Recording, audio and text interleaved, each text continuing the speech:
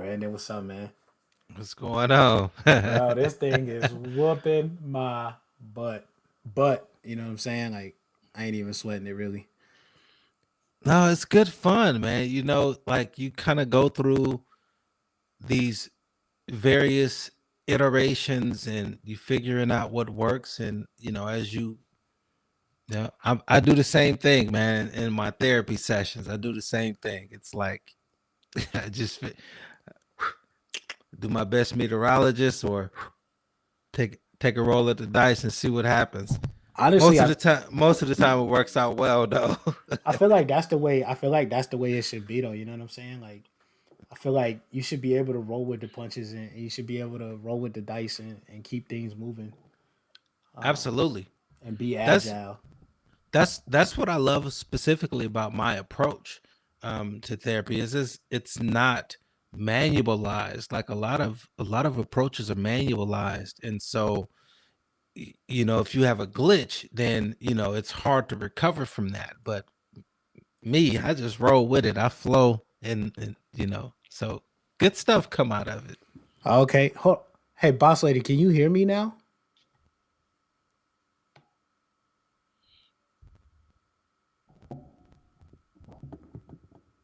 If you still in here.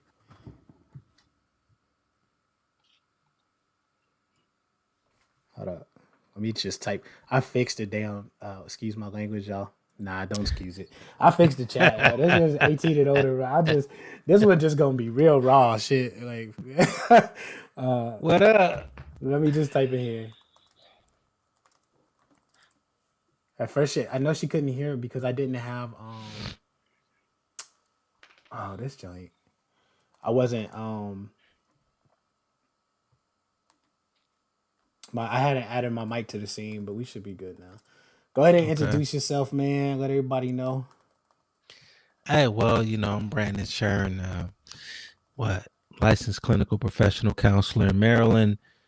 Just recently launched my own practice, Empower Me Holistic Counseling. Um, so doing that, kind of adjuncting, doing some teaching stuff. I'm about to venture into podcasting, so this is for me. This is I love it because I get to be on the other side of things and having conversations with good people. So yeah, nah, down to earth cat, man. It's just me. I love being creative. I love being in the moment, and you know, What do you think? What do you think kind of like led you down to the path that you wanted a podcast before we get into your topic and stuff? because so as a counselor, right? So I'm licensed in Maryland, so it means that I really cannot. I'm limited in what I can do to Maryland. But in podcasting, I come from a different space.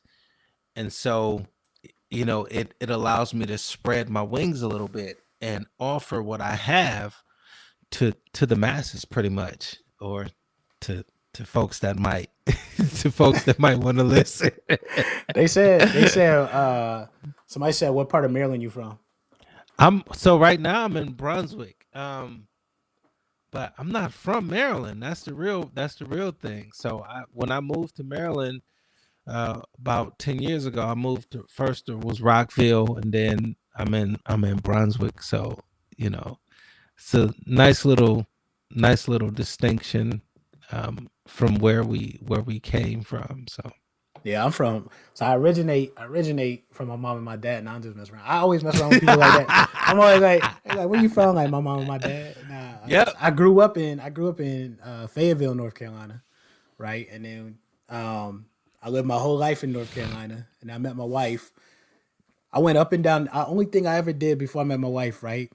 Um, yeah, oh yeah. She said he is state specific. My therapist told me that too when I told her I was moving. Yeah, he's state specific right now, but it just depends because when it comes down to it, and Brandon probably could explain this better than me, but it comes down to your licensing board. So it depends on this thing bothering hell me. It depends on where you're licensed at first, and then what your Yep. board allows you to do. Some boards allow you to work internationally without ever having to step foot in their state.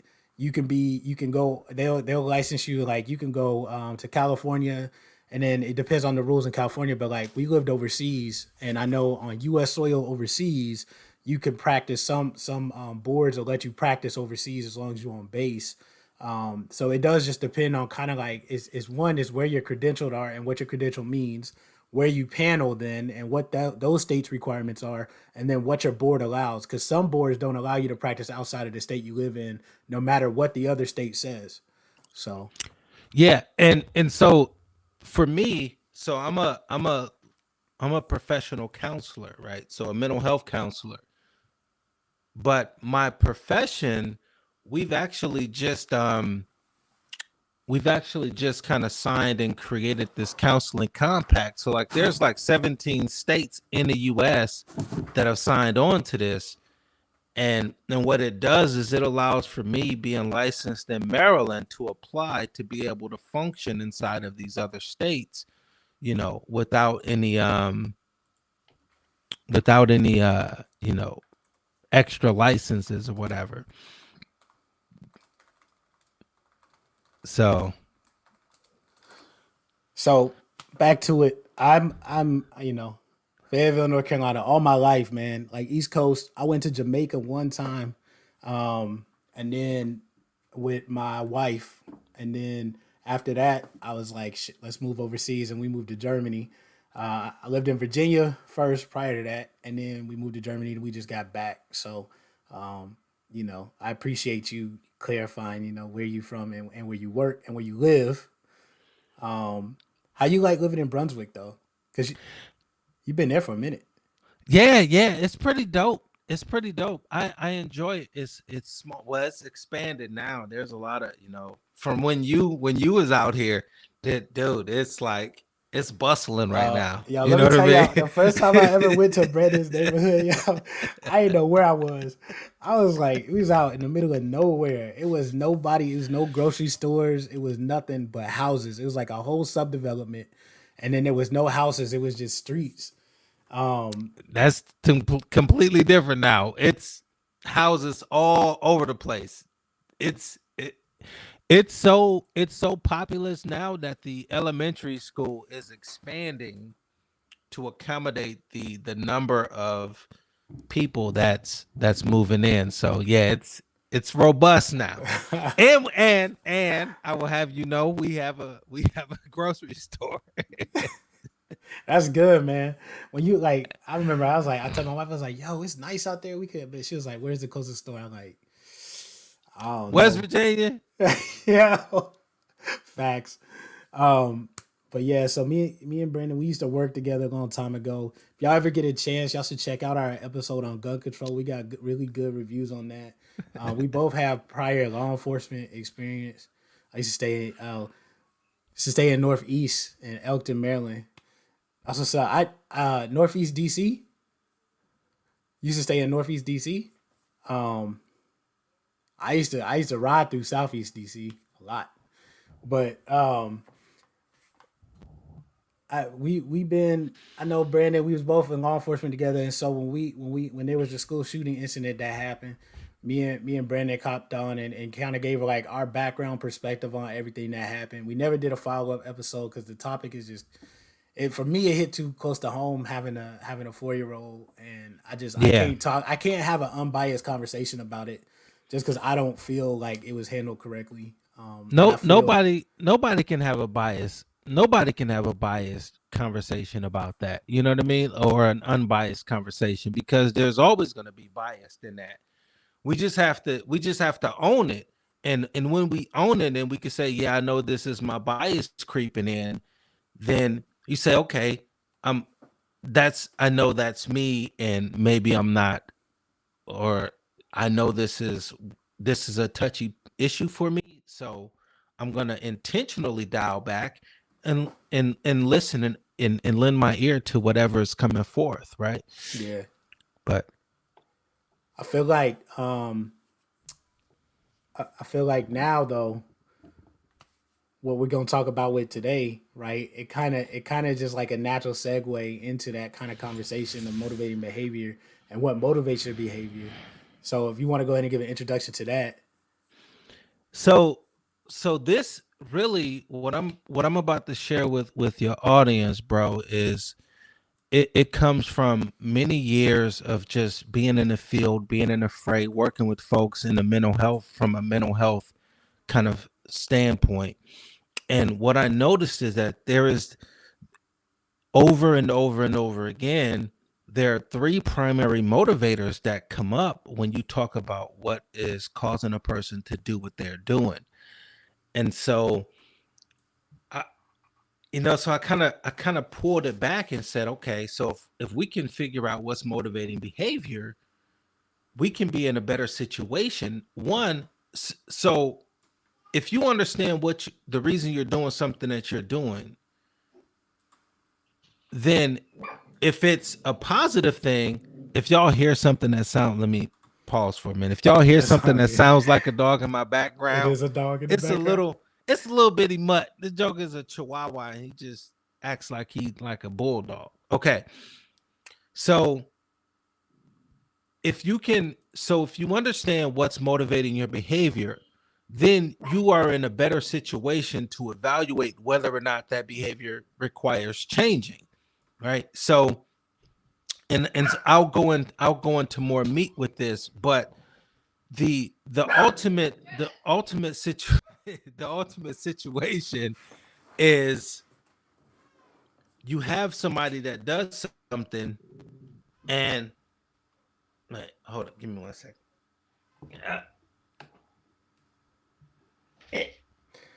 Oh, they what? Dogs are welcome, dog. Get They it. want to. They want to see the dog. They You gonna they show want to see the? the. You gonna show the Come here, dog? come here, Leo. Come here, Leo. You got a fan base. Come here. All right. My wife gonna bring him back. so so what I was saying. All right. So oftentimes, right, we look at behavior and we consider it either good or bad, right? So we evaluate it as either good or bad. All right. Let's see.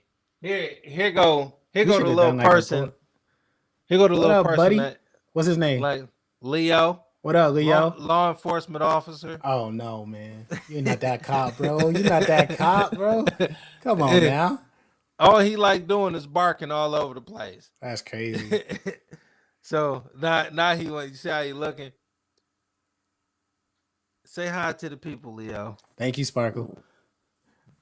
All right, get out of here. All right, so behavior just is, and and but too often we try to make behavior either inherently bad or inherently evil or good, and sometimes behavior just is. And so when we understand what's motivating our behavior, or the behavior of someone we might be in a relationship with, or someone that we might be close to, then we begin to modify the way that we respond and interact with them, if that makes sense. Yeah.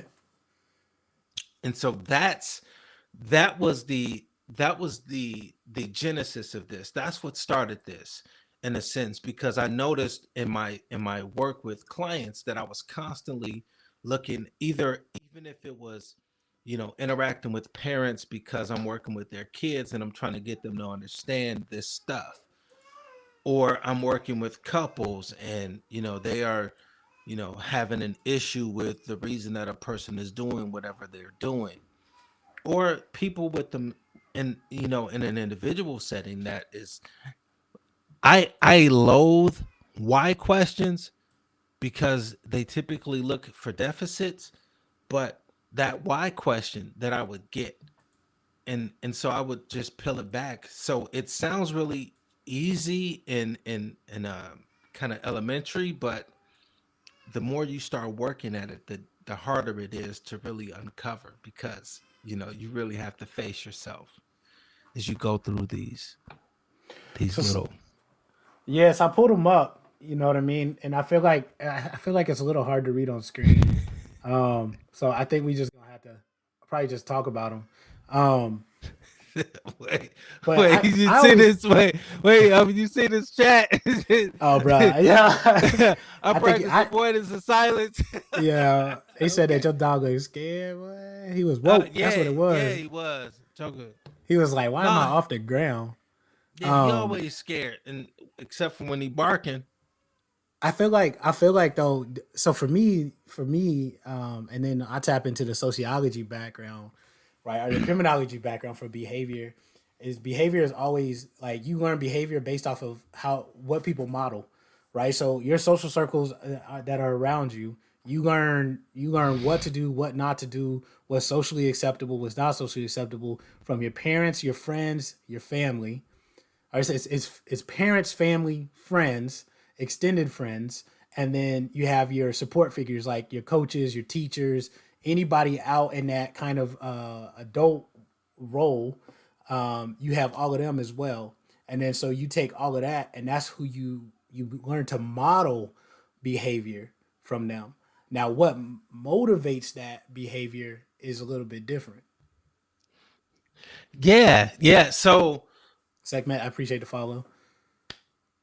I So think I said your what? name right. I hope so.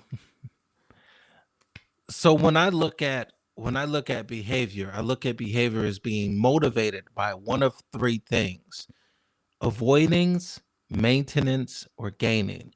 The way you might see it on the sheet is avoid, maintain, or gain. Okay. And so you might see it. There is often overlap, but one is always the primary. And so the natural outflowing question is avoid, maintain, or gain what? It's either psychological, emotional, or physical. And then in those three domains, it's harm or safety.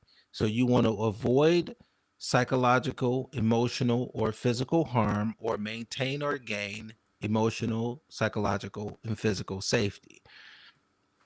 Mm. And so our behavior is intended to do that, right? So let's look at what a SecMet, when that practice and avoidance is about avoiding, right, either emotional, psychological, or physical harm, right? So when I'm avoiding something, it means that I'm trying not to be injured, right? Emotionally, psychologically, or physically. And the reason that I pull it out that way and I speak to it that way is because it's not always a negative thing, right? So you have questions, we have questions that we will ask ourselves. So if you are trying to avoid something, you say, what am I hoping to avoid? Do I enjoy what I'm doing? So I'm looking at my behavior. Do I enjoy the behavior that I'm exhibiting right now? Is my avoidance rational, right? And then what might I need to do to alter or support this behavior? Because not all avoidance is bad. And this is going back to what I was saying about not looking at behavior as either bad or good, but Mm-hmm. just behavior, right? And so the purpose is, when you understand the goal, the goal of the behavior, then you understand that you look at it in a different space, right? So if a person lies, what are they hoping to avoid? What are they hoping to maintain? What might they be hoping to gain? And so you pull it back from this, oh, you lied, that's horrible, you're a horrible human being, to saying, okay, what were you hoping to gain or maintain That's or crazy. avoid? Cause like if I look at avoidance from the coaching lens, right? Is I'm looking at, okay, in the here and now, at one point in your life, that avoidance it helped you through something. How is that level of avoidance serving you now, right? So like let's say your avoidance was at a level 10 all the time and like you was just always avoiding stuff, you was always silent. For something in your life happened and you learned that that was the thing to do in a situation that's whatever situation you currently in, if your brain or your the neuroscience, right? So your brain paths have connected whatever that situation is. Let's say it's like something that happens at work. Your brain has taken that connection and said, you know what, just stay silent and don't say shit because it ain't gonna be good for you if you do. From a coaching perspective, I don't say, hey, you need to disassociate with that kind of neuro thought. What you need to do is actually ask yourself, how is it serving you in this situation? Instead of a 10, maybe you need to dial it down to a 4, right? Like it's okay to be quiet because you think something bad is going to happen or whatever, but do you need to be as non-vocal as you currently are? At what point are you going to take an action and say, okay, this avoidance isn't serving me in this magnitude, or it's actually prohibiting me from getting to where I want to go or where I want to be? You know what I mean? Same thing, bro.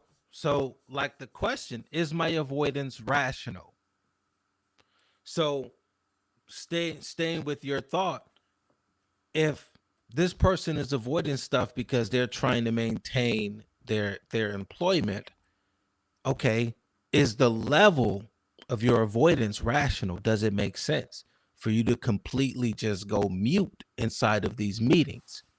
Can you modulate that? Can you bring it to a point where you are speaking, but you are not overstepping, or you're not putting a target on your back, right? So the rationality of your avoidance says, no, no, that's not rational. But what I can do, it's helpful, but what I need to do is more along this line. Right. And then you start, okay, so now we practice that and we look at what that might look like inside of a session. So in my sessions, I, you know, a lot of people think like therapy is supposed to be, this nice little meek, session where you don't get keyed up. But no, I create safe emergencies inside of my session. I need people to kind of experience some of the emotion that they might experience in a situation so that we can help them. Mm-hmm. Right. So in the session, I'm helping them begin to explore and experiment with how to respond or react to that situation. So sex says safe spaces are always rational. Staying there isn't. So you mean like keeping your brain, or what do you mean by staying there isn't? Do you mean staying in the unrational thought, or you mean staying in a safe space is harder, um, even though you know it's supposed to be rational? Because I don't want to like misinterpret what you mean by that, because it could go like one or two ways based on the answer. There's this thing called silence, right? Everybody's familiar with silence. Our parents did that joint to us when we was growing up, and police officers and law enforcement officers do it all the time. Management needs to do more of it. In my opinion, they Yep. talk too much and they don't be quiet enough. But silence is kind of like a motivator, and so like in a safe space, you create silence, and silence is uncomfortable, but what it does is it kind of facilitates thought and then facilitates conversation. Like so in a session, I'll stay and won't address or deal. Oh, okay, okay. So you stay in the safe space because it's safe, and then when somebody pushes that kind of thought, it's like your brain kind of retracts back into that safe space. Everybody does that. That's normal. That's a normal behavior for you to have because it's kind of uncomfortable to let other people in. But the whole purpose of the safe space is to slowly creep and open up that door so that way we could do what I'm talking about, which is like get comfortable in the uncomfortable where you feel safe, but we can make progress. That's kind of Uh, how a safe space is supposed to work. It's supposed to be non-attributed, it's supposed to be non-judgmental, and then while you in that space, you're supposed to be able to develop and learn and grow. And it's not that it's easy to stay in that space, but if it was easy, then you wouldn't take anything away from it. It's supposed to be hard so you can progress through it. and that's the thing. Like when so I tell people, I say when they come into a session with me, I tell them you've just entered the planet fitness of therapy, right? This is a non-judgmental zone, right? My judgment is off. Everything about me personally, what I believe, what I hold dear and near, I suspend that stuff. It's hanging outside, right? It's waiting for me to walk outside and, well, this was when I was working in the physical office. It's waiting for me to leave the office, and then I'll put that stuff back on. Inside of the session, it doesn't matter what I believe, what I think, or whatever, right? The problem is when the safe space becomes the cloak, the thing that we hold on to that prevents us from, and we say I need to be safe. So a safe space is rational, but a safe space can also be detrimental because inside of feeling safe, we don't feel challenged. And a lot of the what the safe space is and where safe spaces lie is people not really wanting to be challenged, and so it becomes this thing that now you can't challenge me because this is my safe space. Yeah, it's like it's one of them things. It's like you realize that you're in a safe space if you're talking.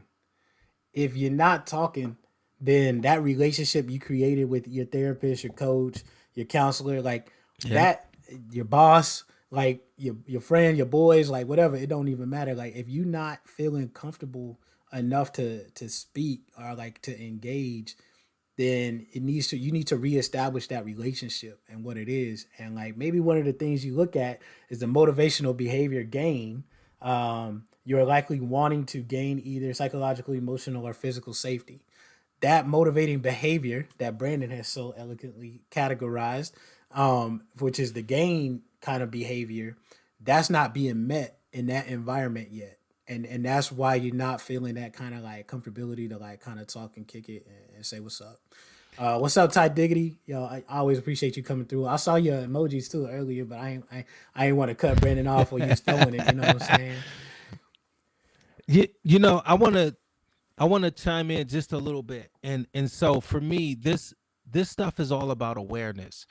And so when you are aware of what's motivating your behavior, then you get the power to decide, I'm going to do something different.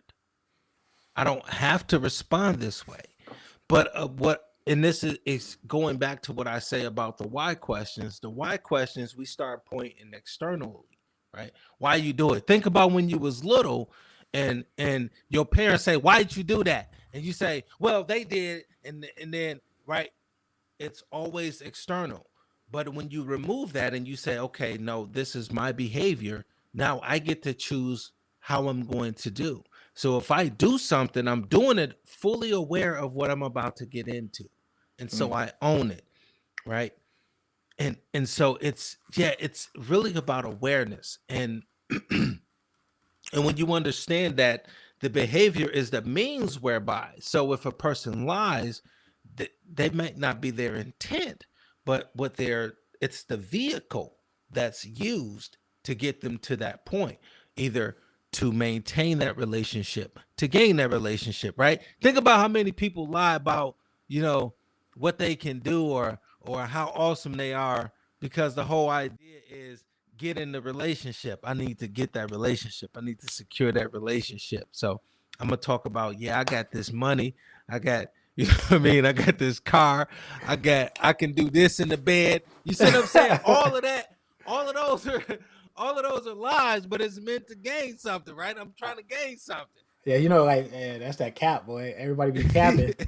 And then it, but like but like the crazy part is people are careful who they cap around because Yeah, if you say some stuff like like if you in your tight circle, you're not gonna say the same stuff you is when you in somebody else's circle. You know what I mean? absolutely not. That chameleon game is crazy. You know what I mean? It'd be like you be with your best friend and that joker just switch up and you just be like, yo, you would do. I like, bro. They be like, nah, yeah. I be talking back to my mom. You be like, bro, your mama smack you square across your face. You said some shit like that. You know what I mean? Like, it's crazy though. Like that chameleon effect is interesting to me because it's one of the things that's not studied enough. Because you need it for survival, right? It's You like do. I know some people in here from New York and some people in here from Texas, and I'm from Carolina. The hoods look completely different everywhere you go. And you could do some stuff in the hood in Texas that you can't do in the hood in North Carolina, and you can't do that in New York. You know what I mean? It's one of them things. It's like you don't really got a cap because it's like for your environment, it's true. It don't need to be true for everything and everybody environment. And that's the part of awareness that, like for me, that's what keys in my head is that you have to be aware that even if it's not true for that person or they can't relate to it the same way that you relate to it, it doesn't make it less true or less motivating for you to want to do something just because it looked different than what it would look like in their environment. You know what I'm saying? You got to stay true to self because you was never in that environment. So you're not subject to the things that they were subject to. Yep.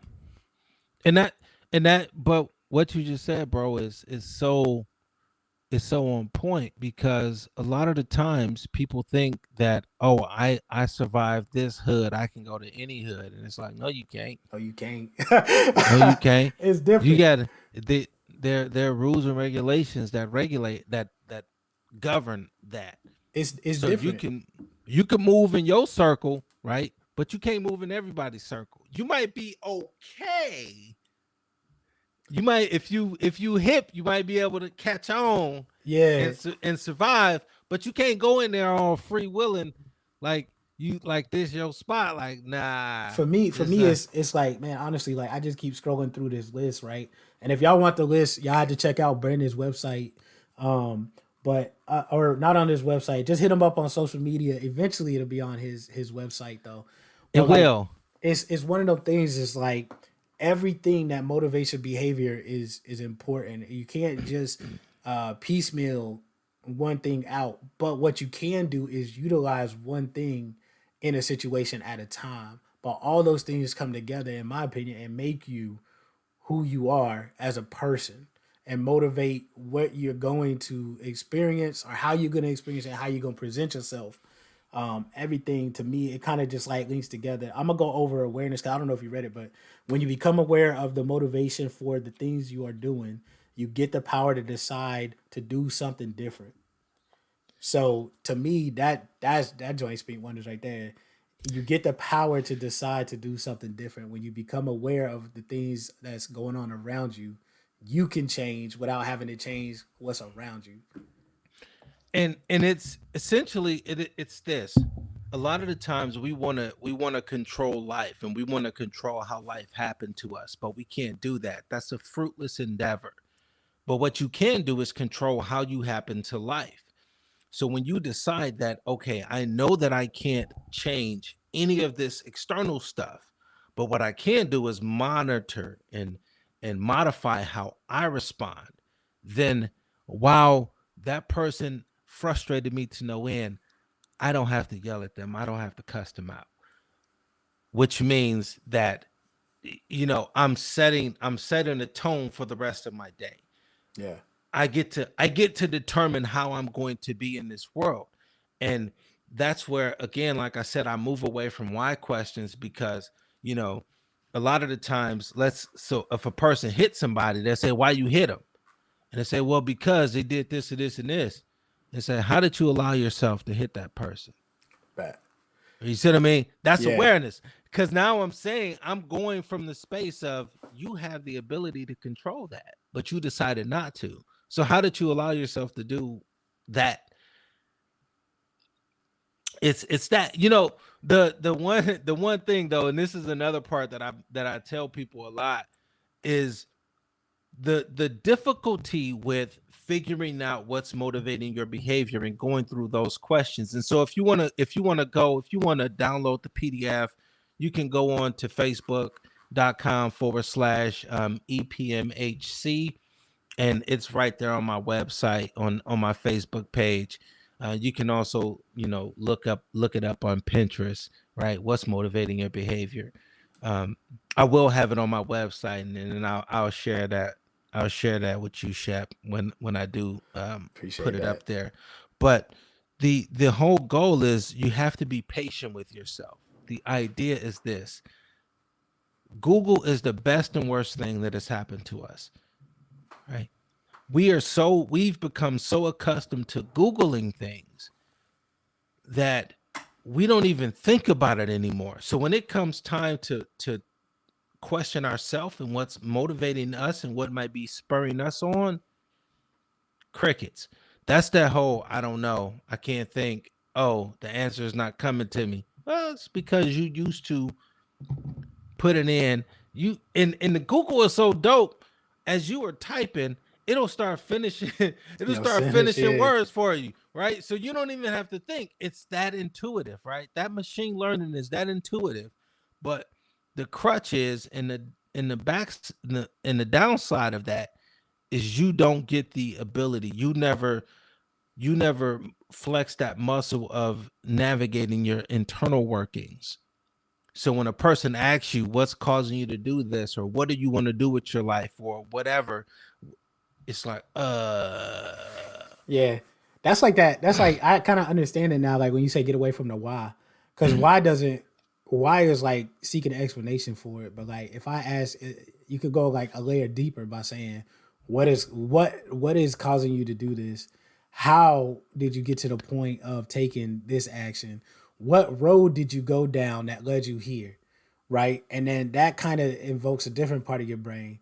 So I actually, yeah. yeah, I kind of feel like I kind of feel what you're saying now because I like because like that's the I think the default is the why. You know what I but you mean? but you think about this. You tell me one why question that you've been able to successfully answer. It starts from your parents. Why you do that? Uh It's true. uh right. You start lying and then you start making up stuff that don't make no sense whatsoever, right? Why questions are typically provided or given by someone in authority. And the idea is you can never really answer that question unless you tell the person exactly the reason. They've already determined they know the reason you did something, right? Yeah, yeah. I So if think you don't say that, there's no answer in that question. You find yourself anxious as all get out. that's true. I think so. What do you think? What do you think is like? What do you think is the biggest contributing factor to what you choose to do and why you choose like why you choose to do it? A lot of it a lot of it is lack of awareness, right? It's a lack of awareness. It's this idea that we don't have the ability to regulate. We have to function instinctually and reactively. So if a person does something, because I've already determined if this happens, then I'm going to do this, right? Think about like in high school, in middle school. Ooh, they come and do this. I'm gonna do this. They come up to me and they gonna do whatever, and I'm just gonna hit them. You've already set in motion the things that you're going to do, right?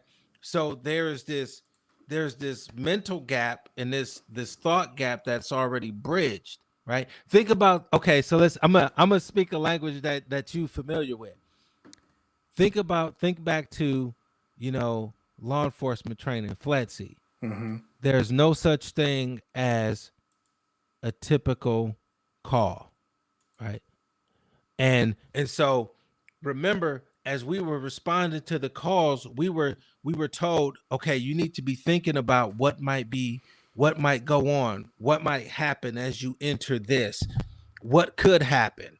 So we are already thinking out scenarios, and then we're thinking about what we might do, and the whole goal is to shorten our response time. Yeah, Because if this happens, we've already said, if this happens, I'm going to do this, so I don't have to think about it that much. And that's really what the point of this is. It's beginning to get you to think about things, right? So there is no quote unquote typical traffic stop or, you know traditional or usual domestic violence yeah. response. It's like you got a bag of tricks. You know what I'm saying? Like, or you got all the tools on your tool belt. The tool belt is the easiest freaking mental health analogy, but you got Yep. all these tools on the tool belt, but you don't got to use that hammer the same way that you was using it before. You know what I mean? Or like maybe the nail changed and you got to hit it a little bit harder, but you still have the hammer.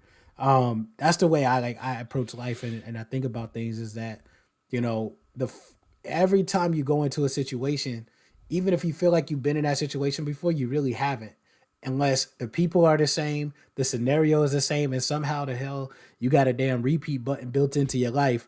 But everything that you went through before should have prepared you for the situation that you in now.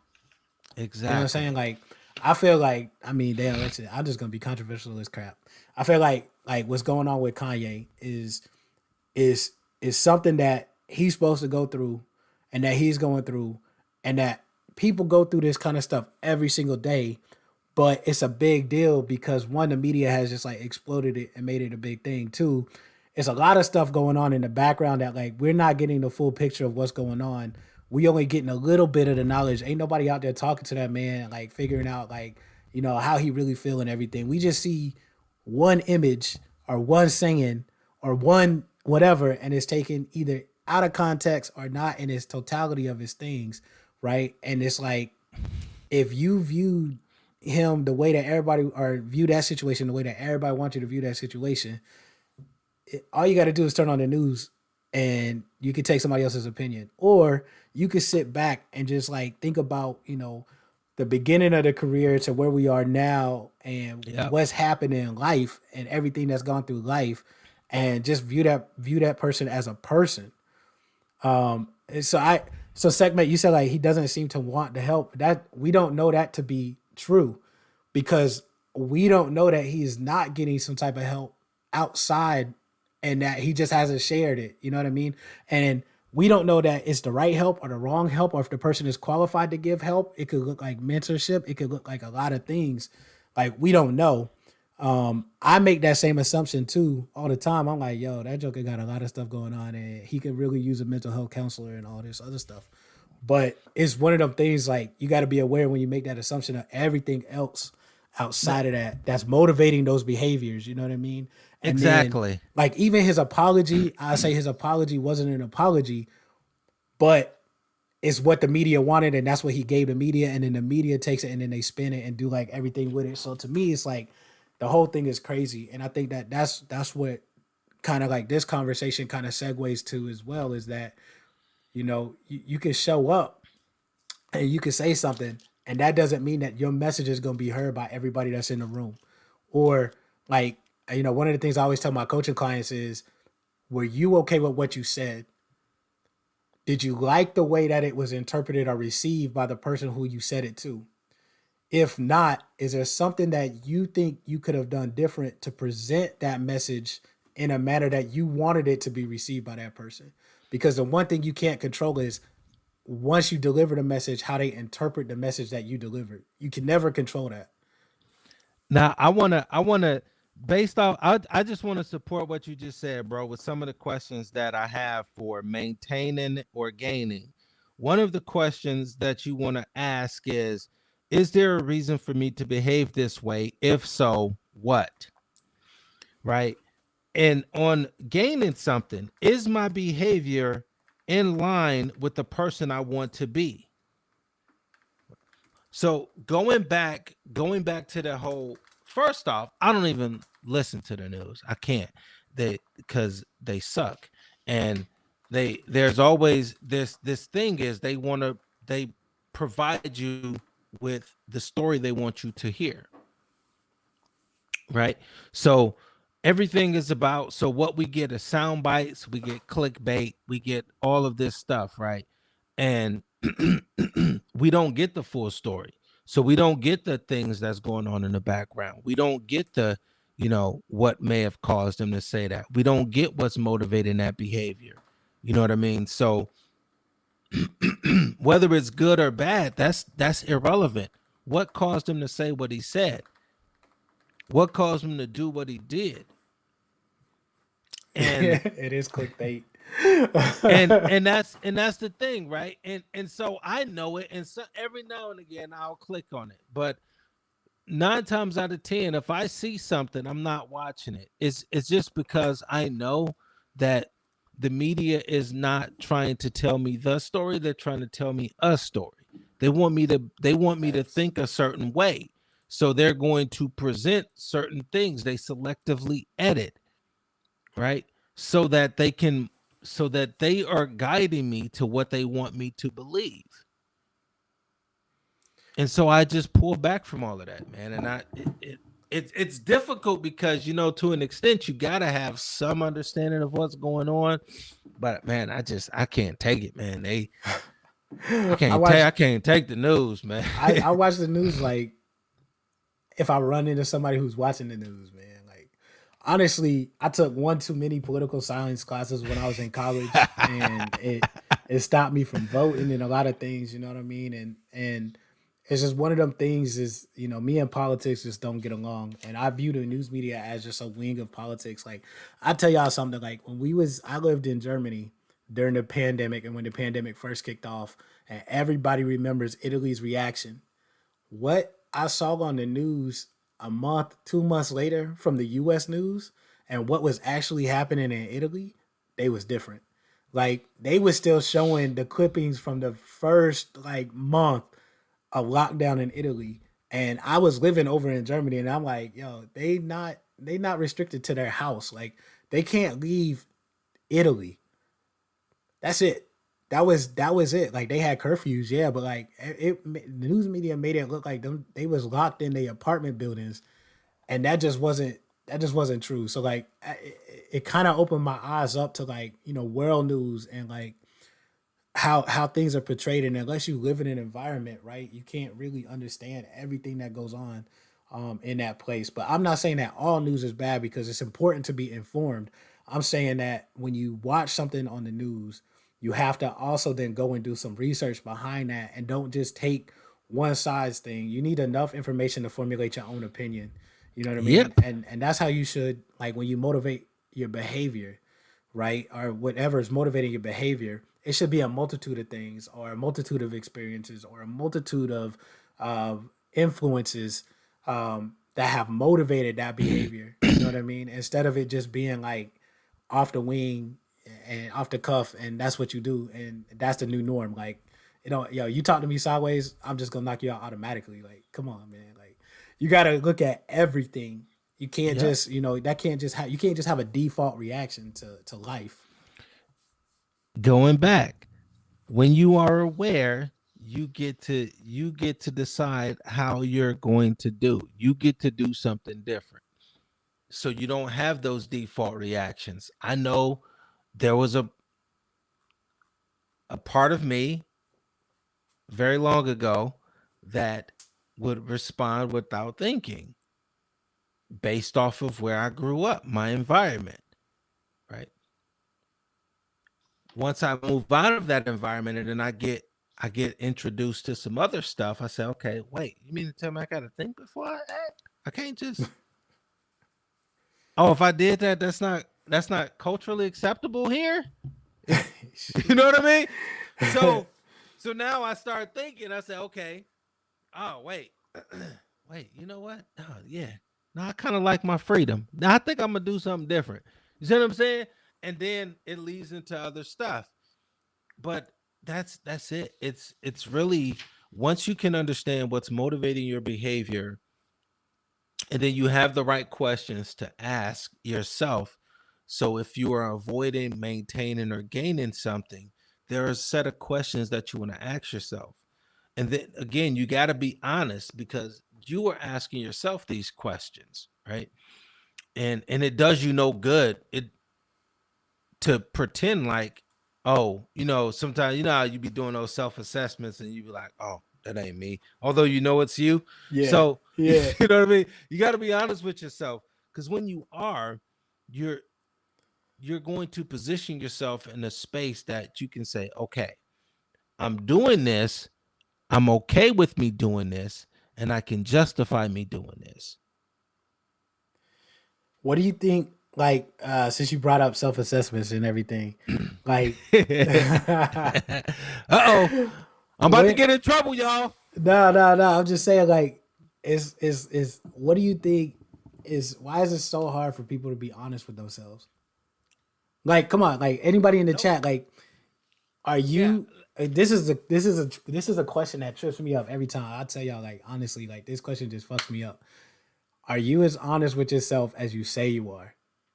And I'm gonna be like open book. But the reason why this question trips me up is because I'm not. Like I like to think I am, but sometimes depending on the situation, like if you ask me how my day was, sometimes I can discern that what you really asking is, hey, can you ask me how my day was so that I can talk about my day? You know what I mean? Like you're asking me a question, but like sometimes the purpose of the question is because you have something that you got going on. You know what I mean? And like I think if you do what me and Brandon do, you can kind of decipher between the conversational, hey, how is your day? You know what I mean? Versus the, oh, hey, how was your day? And they like real antsy and they like you could just tell like they have something that they want to tell you. And so for me, in that moment, I'm not gonna be honest. Like I'm not gonna be as honest as I say. I'm just gonna be like, yo, my day was good. Like, how was your day? Because I'm just gonna get to the point of like asking you the question. So that question always trips me up, boy. I will say this, right? I will say there are times when I know.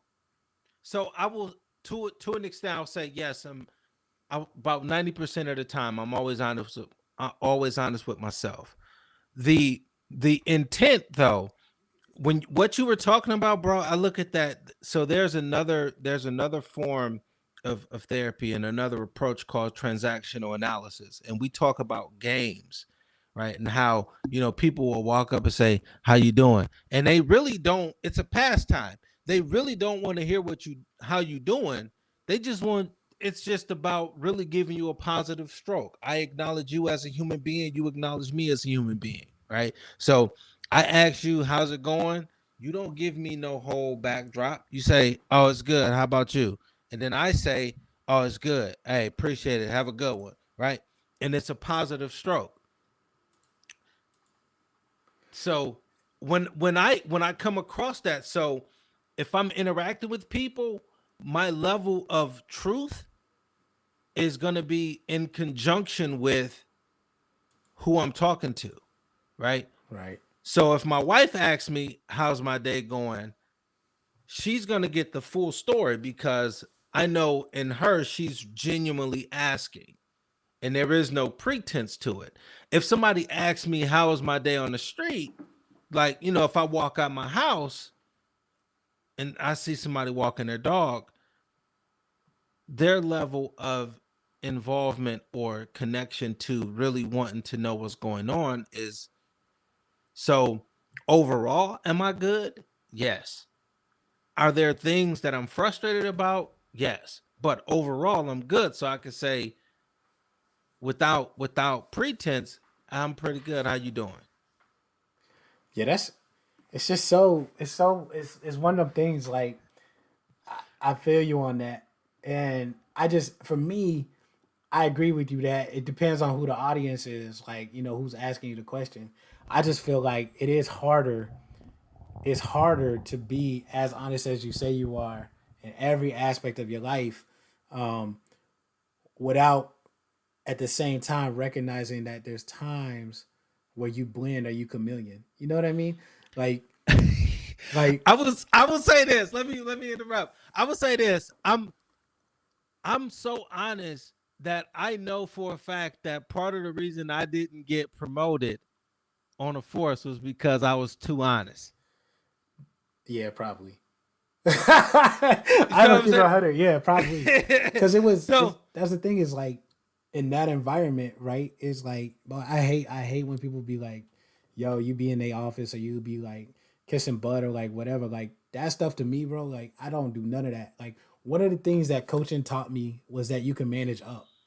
I manage up now more than I ever have in my life. Like if you don't like something I did, you're gonna have to tell me why. Now, yeah, I ain't gonna make you tell me why, because this I work in the government, so it's like this whole respect stuff. But we gonna have a conversation about it. You know what I mean? Like yep. I'm okay and I'm comfortable in conflict.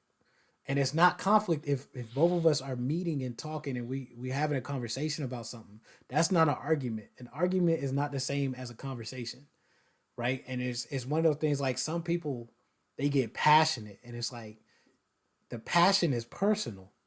So there's no way that you're fully engaged in this conversation because your passion is too high. You know what I mean? Like Yep. when your passion calms down, then we can have a conversation. But this is just going to become an argument. You know what I mean? Um, or we work through passion respectfully, and then we can have a conversation. I'm comfortable. I could do both. But what you're not gonna do is call me out of my name, or you know what I mean. Say something disrespectful. Like let's have a conversation. Let's keep it casual, and then, like let's keep it moving. Um, And but but that's the thing, bro. And that the whole that whole what's motivating your behavior.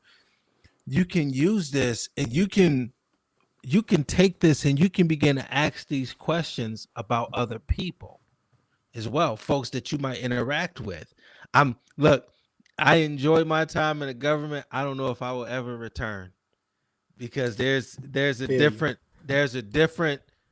I thought about it. I flirted with it. I flirted with it a number of times. Stay out, man. But when when you look at other people, now you begin to say, okay, that they did this. What might they have been hoping to? Right? Yeah, You can yeah, use this even as a parent, right? So your kid is obviously lying to you. You know, you saw them throw the juice box up against the wall, and they say, I ain't throw the juice box. You know what I'm it saying? wasn't me. What might they might not want to get a whooping. They might not want to get a punishment. You see what I'm saying? So now Yeah, you deal with them differently. yeah. No, no, no. And Like that's truth though. That's truth because it's like it's important. It's important to have the awareness to understand everything in the context of what it's meant to be understood in. You know what I mean? yeah, That's just like you can always go back and say like this just happened to me recently. Like I just told somebody like I can never judge you for the reaction that you have. I could talk to you about what happens after your initial reaction is over though, right? Because like we're programmed different. So if your initial reaction, that's just your gut instinct. That's everything you are in your being. Nobody should ever be able to tell you that that thing is right or wrong because it shouldn't be judged because it's your truest nature. It's like, you know what I mean? But what it just happens is. after that, you have choices on. Okay, you are in control of everything that happens after your initial reaction, and that should be open for criticism or for critique or for conversation. You know what I mean? Is the aftermath of the initial reaction? Because when you hear something or like something happens to you, you're gonna react in that moment, but the moment is gonna end, and it's what you do after that. You know what I'm saying? Like your initial reaction may be to yell or something like that. And then after that's over, sometimes logic got to step back in. At some point in time, logic got to step back in. Like your logic gonna look different than my logic, but still, you know what I mean. The next thing should make sense to you, and if it don't, then you did something wrong. And and you should be able, the other side of that is you should be able to explain to a person what caused you Facts. to do what you did. And so often though, that's where behavior being reactionary and in the moment becomes the excuse. And that's, again, it's the reason I get away from why. It's how did you allow yourself to do fill in the blank? What were you thinking when you did fill in the blank? So now I'm trying to uncover that motive. I'm trying to uncover, it's another way of getting at what are you hoping to avoid, maintain, or gain when you did what you did, Right. right? And that's the big piece of it. It's pulling back, and I know I say it and it sounds like very very elementary, but to really do work in this field and in this space of uncovering behavior, because I want to piggyback on something you said, bro. People are not as honest as they. I'm gonna keep it a stack. I'm gonna keep it what they say. I'm gonna keep it a thou wow. No, you're not. You'll keep it like 15%, because, but I know you're keeping it 15%, but it's meant to allow you to avoid some embarrassment, some hurt, some shame, right? You see what I'm saying? And but so now I don't judge you for that. I just say, no, you lying, right? Facts. You lying. Let's talk about the reason you lying, And what are you hoping to avoid by lying to me about what you did? And again, it brings awareness to the behavior. And now you have to explain to me what's going on and what might have been motivating. That's true, man. That's true. Yeah, if you can't, like, it's not that even it has to be a rationalized thought to the recipient of it. You know what I mean? But it's one of them things like if you can't explain it and you be okay with your explanation of it, then that's something that you have to go back and you have to think about, like, that wasn't the reaction I was going for. That's not the thing I wanted to present. That's not how I wanted to present myself. And you have to eat that. And you got to be okay with that. Yes, that bingo. Yeah, you know what I'm Because now saying? you're taking ownership. And that's when I'm big on responsibility. Yeah, Taking absolutely, responsibility for what you're doing. So absolutely. when you can own what you did, you can own. I tell. All right, I'm gonna say this and then I'm gonna be quiet. I maybe I one of the things, like, so when I work with kids, they like to say, "Oh, the teacher this, the teacher that," and but I will say to them, when you earn that A, you don't say the teacher gave you leniency, the teacher did this, the teacher made extra concessions for you. You tell me you studied really hard and you deserve that A. So when you work really hard to get that D or that F, own that too. Radically own that. You purposefully didn't turn in work. You did that. You see what I'm saying? So if you got fired from the job, you you know what I mean? You actively didn't show up to work. You was no calling, no showing. You cussed your boss out, and you was going off on customers. You earned that pink slip, just like you earned that raise or that promotion. Yeah, yeah. That's It's Go ahead. I'm done. I'm done. no. I'm just saying, like, I agree, man, because it's one of them things, like, when things happen, um, and you're involved in them, if they go sideways or they go straight, like, you still have to be able to own your portion of whatever that was or whatever that looked like. You know what I mean?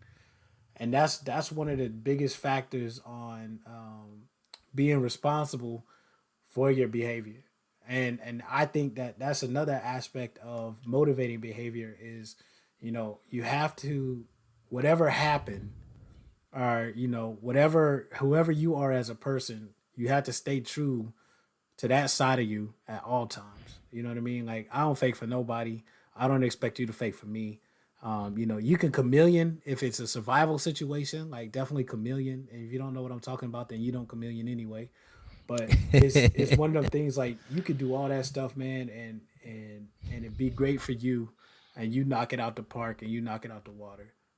But it is definitely one of those things that, like, you know, if you're not staying true to yourself, then the behaviors that were motivated are not the true behaviors that you wanted to exhibit.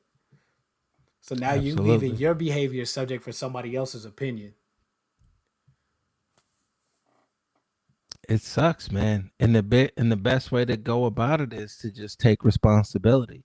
So if I blow something, like I said, I know I own the fact that I didn't get promoted because my mouth. You know what I'm saying? Like, Mm-hmm. I was vocal about what I didn't like about the organization and about the way they were doing things and about the leadership. And I'm sure it got up. And they didn't tell me, they didn't have the fortitude to tell me we're not gonna promote you because you a loudmouth. They just promoted people above me that wasn't, what I mean, that wasn't as vocal as I was. You know what I'm saying? Like, you know what I mean? Yeah. So I take temperature and I'll say, okay, well then but that's what I was saying. I remember having a very, very vivid conversation in the LEOC, in the operations center. And I said, if that's what it takes to get promoted, I'll stay a specialist. I won't Bro, get promoted. I remember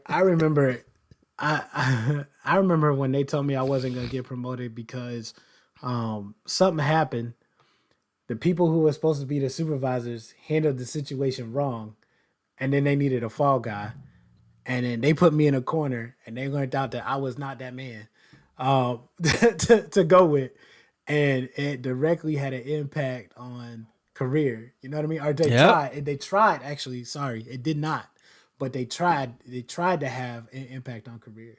You know what I mean? And luckily, I had some strong mentors and some strong people in my life that was just like, "Hey, I mean, do you feel like you could have handled it any better?" And I said, "I'm sorry. If it's 3v1 and I'm in a corner, I'm fighting."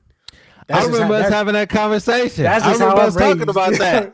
I That's remember just, us talking about that too. hey, like, bro, you can hold this gun. Y'all can take the handcuffs. Y'all can take the gun. Y'all want the baton and the pepper spray. Y'all can take all that. We gonna have this conversation, and y'all gonna put me in a corner. Y'all might want to take it anyway, cause it's just one of the things. Like it's just they never know. And I remember telling you like they'd be like, well, you sitting with your arms crossed.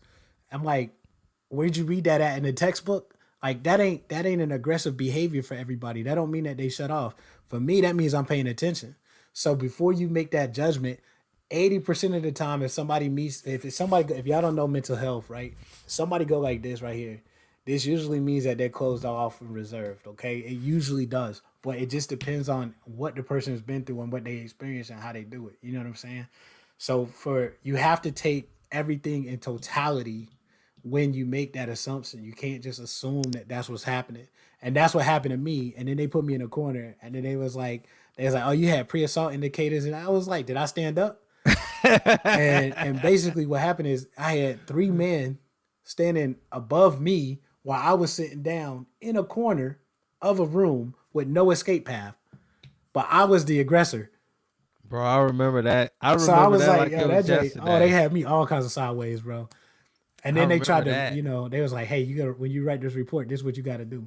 So I don't care what nobody say in situations like all the stuff that we saw in 2020 and 2021 with police and stuff. You have a choice, right? I mean, you have a choice. No matter what you think the repercussions or the fallout is going to be, you still have a choice, and you should be judged on the choice that you make and the decisions that you made. And if you let somebody coerce your decision, then that's on you too, and you got to own that as well. So I feel like sometimes it's not fair, and life happens, but life will catch you on the back end too. You know what I mean? It'll pick you up or it'll throw you down. You got to decide how you want your actions to be represented. You know what I mean? But Yeah, you that's got just how I feel. it. You got. You know what? I'm gonna get you over to this mental health thing soon enough. Dog, I'm telling you, coaching. Honestly, coaching saved my life, bro. So I'm all about the mental health now. I tell you, like I used to have a bad stigma about mental health. Just because like I had one bad counselor, and I feel like that's all it take. So like when my father died when I was 3, I was in counseling as a kid. And I remember when I moved from Texas to North Carolina, I remember this at 5 years old. I still remember stuff from when I was 3 because when trauma happened, you lock in memories. Like Yeah. everybody don't know that, but so when I was 3, when I was 5, I still remember like my dad passing and everything. I remember like childhood stories from being 3 and everything. When I turned 5, I started counseling, and I never really went back to counseling after that because I remember sitting in session and that joker would try to make me cry, and that was his measure of a good session. You know what I'm saying? Like he'd be like, "Oh, you're not crying, so you're not sharing." I'm like, "What do you mean, bro? You don't have to cry to share or to be open or I'm 5, so I didn't really understand it. So what that did was that took that mental health light bulb, and it just turned that shit off for me. I'm gonna keep it 100, like, and Yeah. then my No. mom Yeah. put Keep me it in a thou counseling. wow. She put me in counseling when I was in like high school, and that didn't really work out either. And then until then I was like, yo, I got me. You know, the best thing was in college. I went to the counseling center at NC State. Shout out to Wolfpack. I went to the counseling center at NC State, and she helped me get through some stuff, and I'm so grateful for that. I don't remember her name or nothing like that, but I remember the sessions, and I remember she saved my academic career. And actually, I took a leap year, or I took a sabbatical from school, and went back home for a year, and then ended up coming back out. And that lady, she was a huge factor on that too. But now that I'm married to a doctorate of social work, man, I'm all about mental health. Bro. I be seeing it, I be understanding like why it's important. You know, we talked about Ye earlier. You know, big ups to that man. I don't know what that man is going through, but I know it's more than what's just on the media. You know what I'm saying?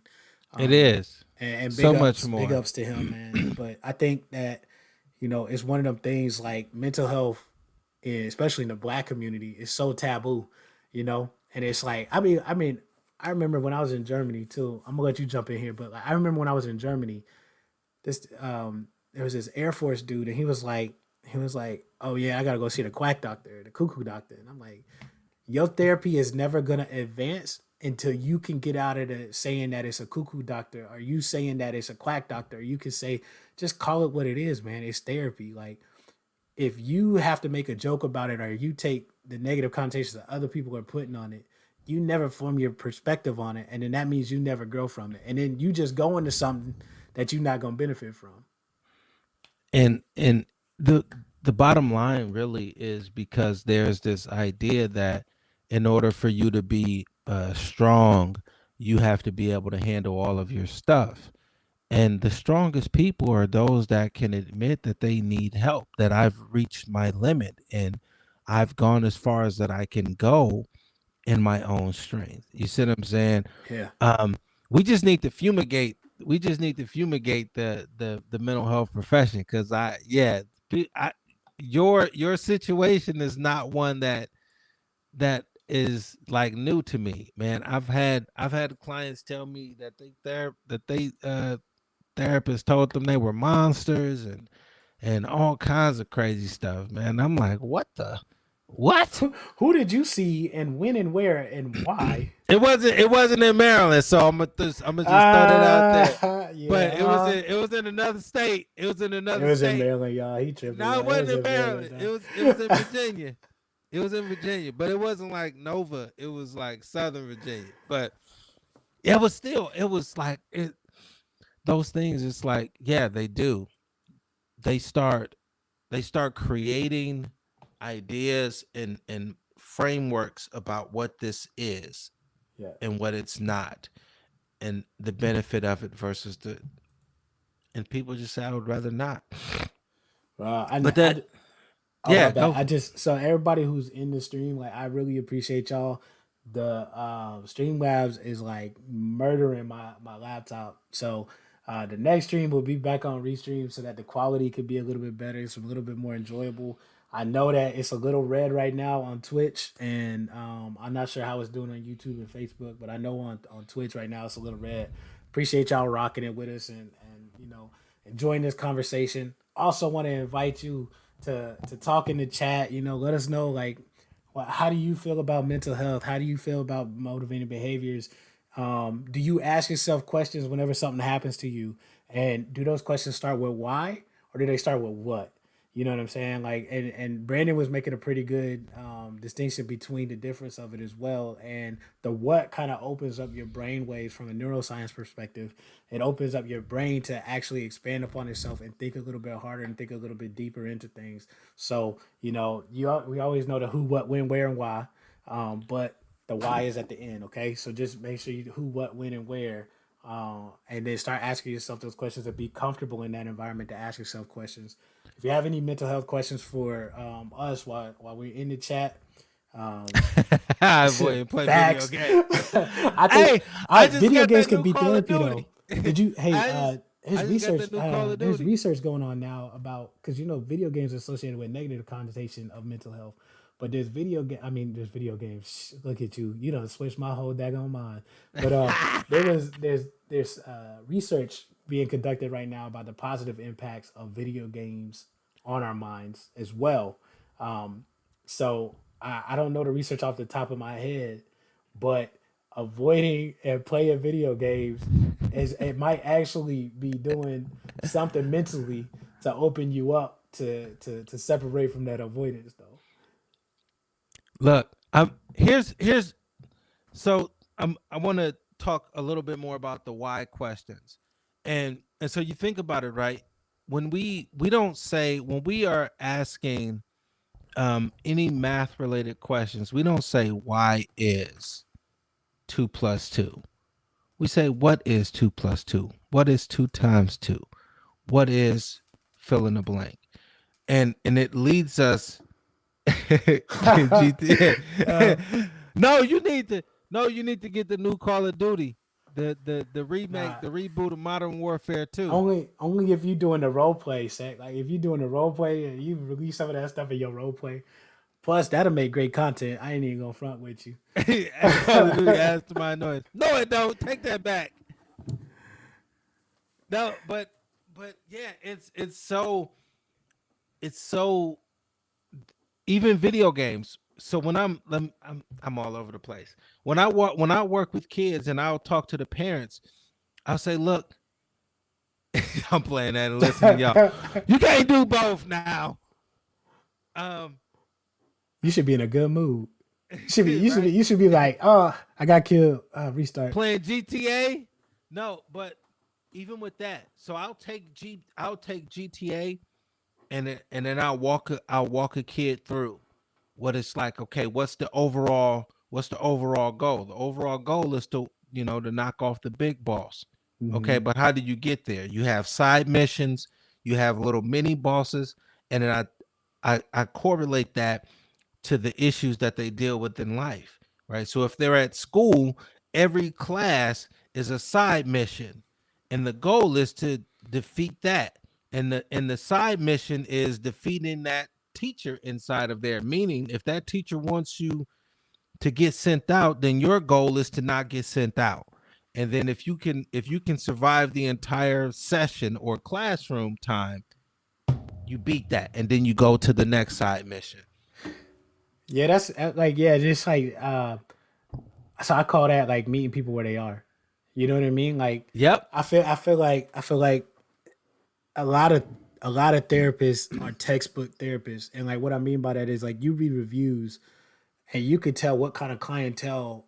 Sometimes you could tell what kind of clientele they served, and then two, you could kind of tell. You could kind of paint a picture on how a therapy session might go. Like a lot of people want to feel heard, but a lot of people don't want to be listened to. You know, there's a difference between active listening and then there's hearing. I can hear a lot of words come out of your mouth, but that don't mean I'm listening actively to what you're saying. And what people get kind of misconstrued about coaching is a lot of questions. My job is literally to get curious on things that your brain is creating barriers for that it not allowing you to think about, right? Like your brain, like you said, like you said, dead ass, I'm avoid still working on me, right? And while you're doing that, your brain has actually created a barrier on something, and you have these things called self-limiting beliefs. You have antagonists, you have inner critics, and you have an inner guide. But you know, a lot of times in conversation, what you do is your inner critic will take you backwards, and it won't let you ask yourself a question that'll let your inner guide kind of drive. Um, and I think as a community, sometimes we get stuck in the stigma. Like it used to be like if you had mental health, you had to have like some type of diagnosis like schizophrenia or bipolar or and if you have those things, there's nothing wrong with it. And it's like you should work with somebody who can help you understand it and then help you treat it. And but as a community, what we do is like, oh, if I go to this person, then I'm gonna get this label. And my question is, did you research and try to define what it is for yourself, and why do you care about the label? Like, you know what I mean? Like, what about the fact of perceiving a label is bothersome to you, and that's coachable, right? Because we get curious about that, and it might be something that you're not even aware of. That's what's really upsetting you. It's not the fact that you have to go here. It's that the fact that every time somebody calls you and you say, "Oh, I just got out of therapy," they suck their teeth, or like, you know what I'm saying? It could be a different Yep. trigger than what you think. It is there, but the only way you're gonna know is if you take the opportunity to explore. And how often you gonna let other people drive your car? You know what I'm saying? I use that all the time. You know, it's one thing to let somebody borrow your car, but if you let somebody else own your car and they not making payments, you might as well be boo boo the fool. You know what I mean? Like For real. at some point, you got to take back control and you got to set the barrier and you got to tell them what's acceptable and what's not acceptable. Taking responsibility. That's what it is. True. Taking responsibility, bro. I'm serious, man. This is it's this is I love this, man, because we peel back the layers, and a lot of, like you said, a lot of uh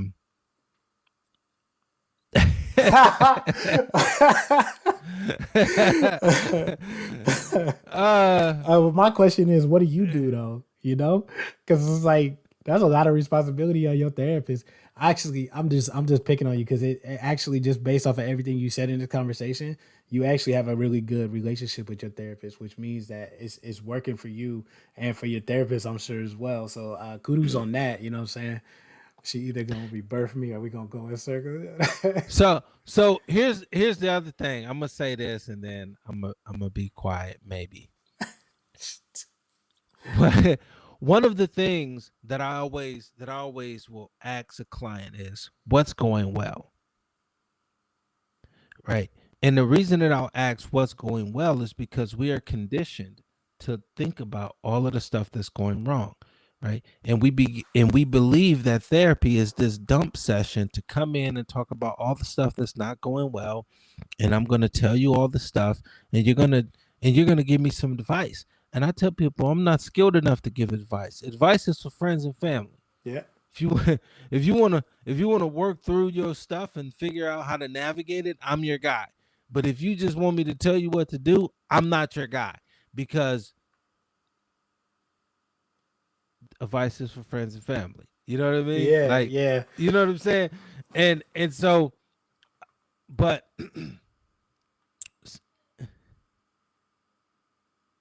we're on a break right now. No. Oh man. Oh, okay. I can. I mean, I don't know. I can address that, Brandon. What? I can address that. So we on a break right now, though. I started caring about what she thought of me, so I started hiding. Okay, so Ooh. so what that means is the barrier. Like, so when y'all did y'all initial relationship, the boundaries weren't clear on it, right? Because that's also something that she could start to work on is the fact that you started to care what she thought of you. Because you remember how we was talking earlier about that safe space, that non-attribution, non-judgmental, everything like that. That needs to be reestablished. And it doesn't sound like you feel like the therapist did anything wrong. So it could be something that you're perceiving, but that's something that you gotta let them work on. You know what I mean, with you, because that's what we call limiting belief. And you're perceiving something. And in coaching, I say, what lens are you choosing to view that through, right? So you're viewing that through your lens, and sometimes what you have to do is put on a different lens, which would be her lens, and get kind of curious on, you know, is that really what she's seeing, or is that just what you're telling yourself is actually there? Hey, and I want to chime in, bro, because she, there is a lot of stuff right there. I started caring about what she thought of me, so I started hiding from her. Okay. So, what are you hoping to avoid? Yeah. Right? See, there is the problem right there. So, are you trying to keep her looking at you a certain way? Are you trying to avoid, opening yourself up to some emotional stuff, some psychological harm? Do you want to maintain that sense of safety and that sense of security, or so yeah, it's definitely that. And You what's can up? download that. You can download that little checklist and help You, yourself you call out. that we call that inner work. What do you call that?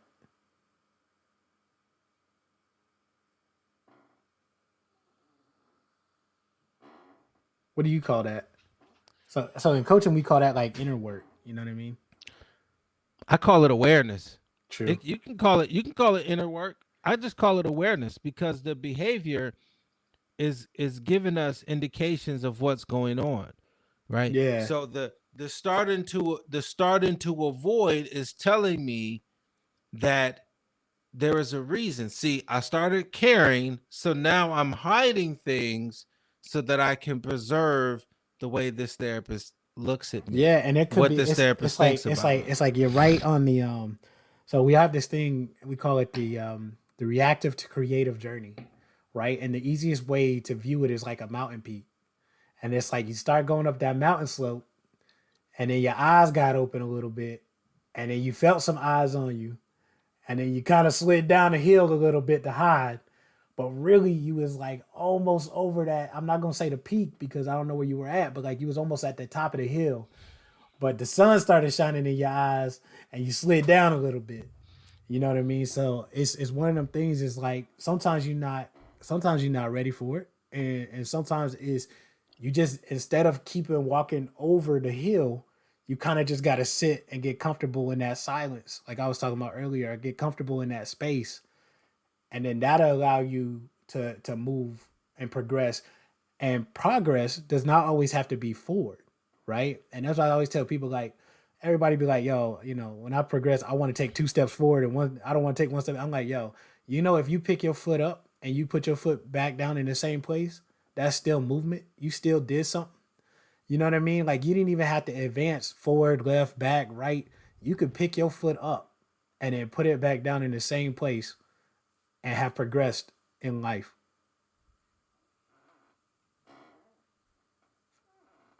It's dope, bro. I'm serious, man. Look, y'all, you gonna have me on here doing a marathon. I love this, man. I Yeah, love it. man.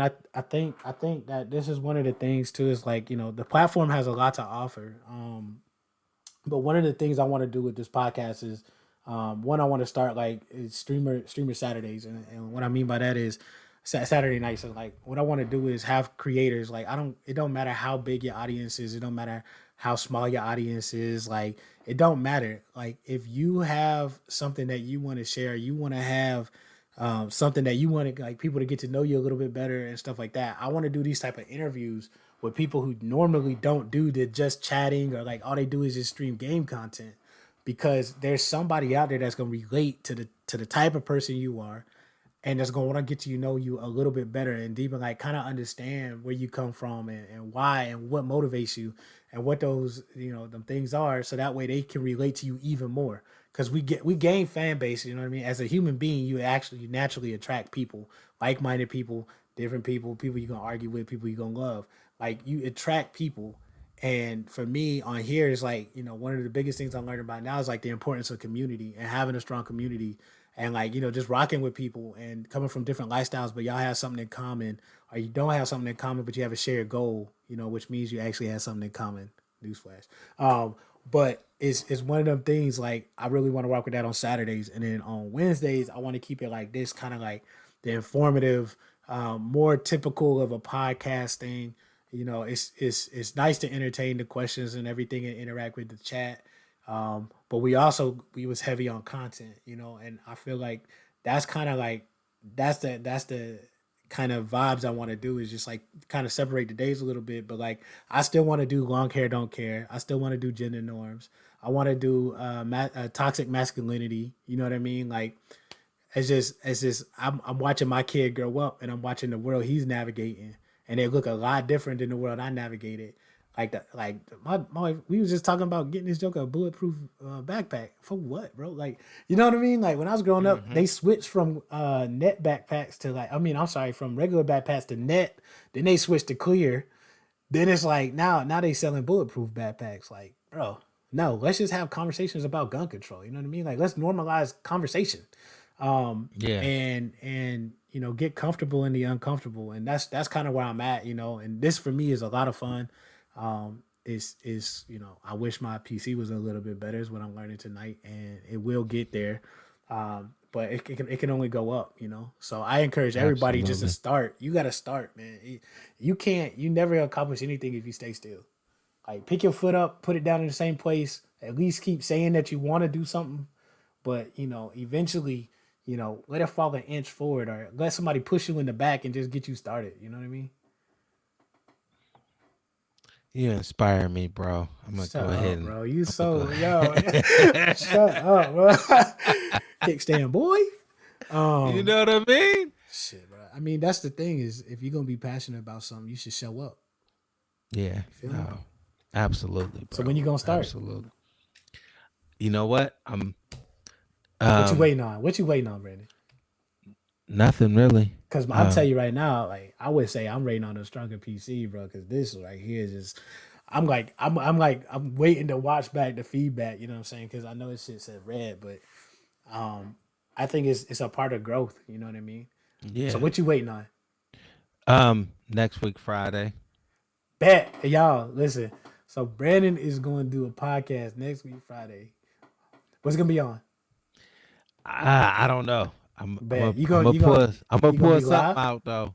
Huh? You I gonna be don't know live? if I'm gonna do live. I might because it might, you I know. I, I I like actually having conversations, so I, I I might. will say like bro, if you ever want to link up, let's do it. I will say as I've grown to like start doing podcasts, I've learned more about podcasts and like there's different types of podcasts. Like I understand now why podcasts have like executive writers and producers and storyliners and like all that because and editors because the ear of people who really listen to podcasts like some of the stuff you have to edit out the ums and all that and then there's a Yeah. storyline and a plot and you want to lead up to the next thing and you want to keep it going if you're a storyteller but I just like raw stuff like so I would like for That's why I'm leaning towards raw. I mean, I like for my audience to be, you know what I mean, to have that eclectic ear that's raw because that's just who I want to not cater to, but like who I want to listen to, who I want to vibe with, who I want to have on the show and, have that little edge to it a little bit. I don't want it to be so proper that you can't be a human being because you're so worried about saying, this ain't school. Yeah. You know what I mean? No, This is, absolutely this not. ain't class, man. Just have fun with it. Come on here and just talk the talk. You get people in here like, oh man, I hope we've been saying that right. I'm just gonna say segment. Like you get people in here like that just they listening to you while they doing other things and they okay with what's going on. Why would we switch up? Yeah. Like, Yeah. that's good. So you gonna start Friday? Not this Friday. Next Friday. This Oh, Friday. I might go see. No, it's actually Saturday. I'm going to see Wakanda Forever. But oh shoot, yeah. So you saying we can cuss, bro? You yes. Go. no, no, you Okay. I'm can't gonna tell you. segment. I'm gonna tell you. I'm gonna tell you something though. It's probably gonna get edited in the chat. But I'm gonna tell you, there's a difference. This is what I learned when I used to work in the jail. Right. It's and this was my biggest pet peeve. So when I grew up, there was a difference between cussing and cussing at somebody. And there's a rule that was in the jail that said they cannot say no cuss words. I disagree with that completely. Depending upon the environment that you grow up in, that's just normal nature to you. Like the fact that you cuss is just normal. When you cuss at somebody, I don't care where you grew up, that that disrespectful. Like, you know what I mean? And so Yeah. that's the distinction in that is like, what I mean? I don't want nobody in here cussing at nobody because I will ban you. But if you say a cuss word because that's how you talk and that's how you communicate, then I mean I ain't gonna take no offense to it, but don't cuss at nobody. And we all know the difference. You know the difference, set?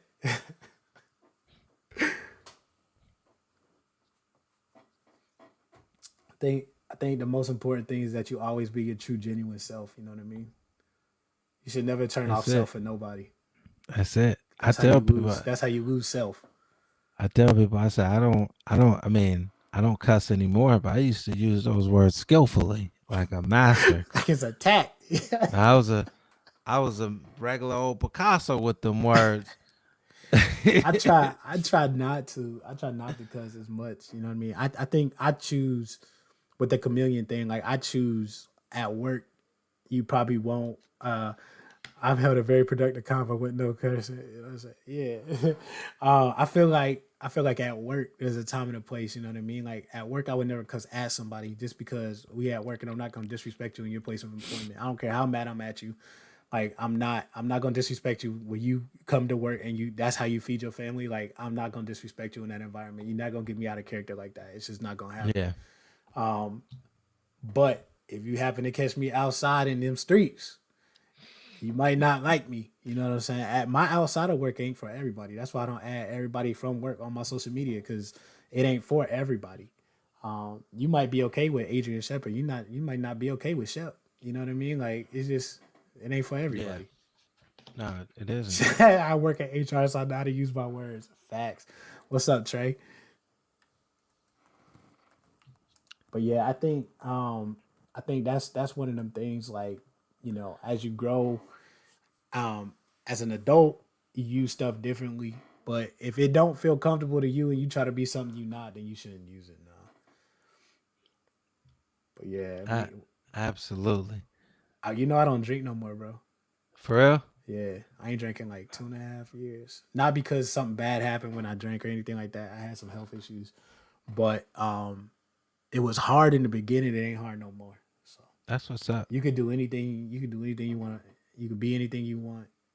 You know, I tell everybody like just don't have a preconceived picture of what it looks like, and you can Yeah. accomplish many things as long as you like flexible and you're not so set on this is how it has to look. Then you can be whatever you want to be. So you gonna go watch the new Wakanda on Friday? Saturday. Black Panther. You gonna Black Panther it up? Shh, I knew it. I knew it. I'm You gonna looking get a for it? dashiki and everything. Oh, not the dashiki, bro. Absolutely not. I ain't getting no dashiki. You gonna show Um, up? yeah, I'm just gonna show up. That's what's up, I man. got dreadlocks. I think that's Wakanda enough. Um, but I was no, gonna I do. lock. I was gonna lock my hair, man. I got a twist in it, and I'm gonna retwist my hair. But when I went to go get my hair done, the hairstylist was like, I was like, yo, I think I might want. She was like, you gonna get rid of your curls? She's like, nah. Why would you get rid of your curls? I'm like, all right, man. So I thought about it. I did want to lock it, but I'm gonna stick with the twist journey. That'll be another episode too. We get on here to talk about hair journeys and all that great stuff. But Yeah, I can talk about all the crazy hairstyles I done bro, I had think throughout I my want you to life. come on here and do this toxic masculinity one with me, man. Hook, let me know, man. I know I'm about to get off now for my wife come and fight me. Yeah. So Tell Mama Deuce I say, hey man, I appreciate you I'm coming gonna on here tell her though. that. I'm gonna tell her. I'm gonna tell Appreciate her. you coming on here, I'm gonna bro. tell her blame you. Appreciate No, you no, rocking with me. my pleasure, man. I'm look. This is it's all.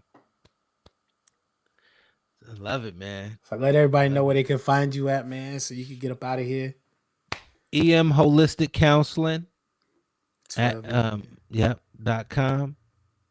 You can go on Facebook.com/ EPMHC. And yeah, those are the main places that I'm active right now. So I appreciate you, bro. I appreciate you coming on here. I appreciate the conversation. Um, my appreciate pleasure, everything, bro. man. We gonna link. My pleasure, bro. Yo, you gotta let me know when you do it. If you don't do it live, just let me know when it's out and available, All right. so we could get everybody rocking with it. We could get you started out here, get this voice out here, man. Bless these people. Bet.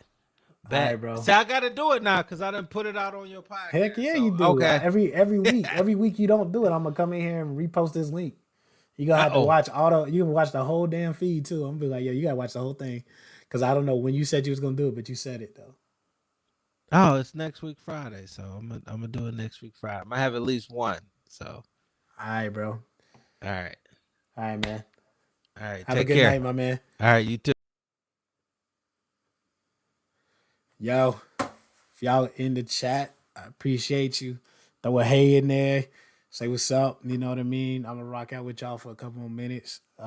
I just want some feedback on how everything went. Stream quality. Cause on my end it says everything is red, and I'm just like I'm a little bit frustrated and a little bit disappointed in that. But um, I usually use Restream. It's my first stream on Streamlabs. This joint killed my laptop, so I probably have to jump back on the Restream for a little bit so I could get me a better PC. Because I want the streams, I want the alerts and everything like that, but I care. I'd rather have the quality right now, and just acknowledge everybody in chat and everything like that, and then we could do the alert stuff later as we grow. Um, but yeah, I know I appreciate you, Seth, for being so active in the chat. Trey, I appreciate you for always coming through. If you're still up in here, pull up gang. I rock with y'all. I appreciate y'all. Thank you for supporting me, helping me on this affiliate journey. It's been awesome. I love the Discord. I would post the link. I don't have it set up yet on here. I think that's what I'm gonna do. I think I'm gonna just set up the alerts and the commands and everything, and then just run everything off of Streamlab. I mean, off of Restream. I think that'll be a lot smoother. So, but it's been fun. I love having Brandon on here. Um, thank you, Sec. Take care, man. Or woman, or I don't know because I can't pull up your profile, so I apologize for gender assigning you, man, my dude. Okay, I see your picture. Um, so you know what I mean. If I got your pronouns wrong, I apologize. But appreciate you coming through, rocking in, man. Have some fun in the games on Call of Duty. Um, but yeah, thank you to everybody who showed up and showed out. Always appreciate that. Until next time, the next episode, it'll be a little bit later in November. Thank you. I appreciate that too. The next stream, it'll be right now. It's with a young lady named Glenda Houston. Me and her are coaches together, and we're going to talk a little bit more about the coaching journey. Like I said, if you're a streamer, I'm gonna kick off a streaming session. A set a couple podcast just for streamers, just for you to come on, talk about your community, talk about what you want your community to be, how you want your community to grow, what got you into streaming, how you like streaming, the progression, a little bit of background story on you, not revealing too much information that you don't want to share, but just to have conversations with you so your audience and stuff can go back and check the VOD, get to know you a little bit better, and further that support. I feel like we all think we know people who stream, but like we don't really know. We just know what they present. So I feel like having that little bit of background knowledge allows people to connect with you a little bit more on an interpersonal level. So that's something I want to get into. I try to rock with Streamlabs. Not really feeling it. So I think I'm going to keep the alerts and then keep it moving. I encourage you to try something new. If you ever wanted to try it, go ahead, knock it out, get out there and just try something. You never know how far you can go unless you try. So, but thank you all for supporting this journey. I'm gonna go ahead and sign out. This has been your time in with Adrian Shepard with our guest Brandon Shurn. Break time's over. It's time to check.